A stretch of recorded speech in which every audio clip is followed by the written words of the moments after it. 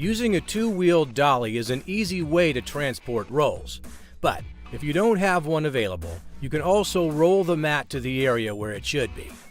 When removing the packaging from the mat, you want to take extra care not to cut through the packing material and accidentally cut the mat.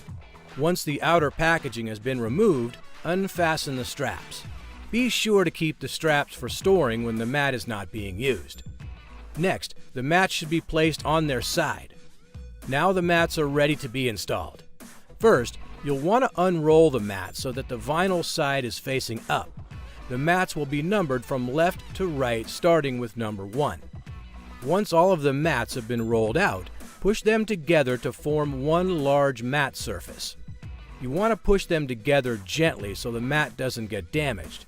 Do not kick the edges of the mat to position them. This will damage the mat. Now that you have the mats rolled out and lined up side by side, eliminating any gaps, you're ready to tape the mats together. To keep the tape centered, it may be helpful to use painter's tape and place a small piece 2 inches from the seam of the mats. Do this throughout the length of the mat. Then, center the vinyl tape over the seam. Align the edge of the vinyl tape with the edge of the painter's tape. Hold the tape tight and unroll 2 to 3 feet at a time to help avoid air bubbles. Be careful not to stretch the tape.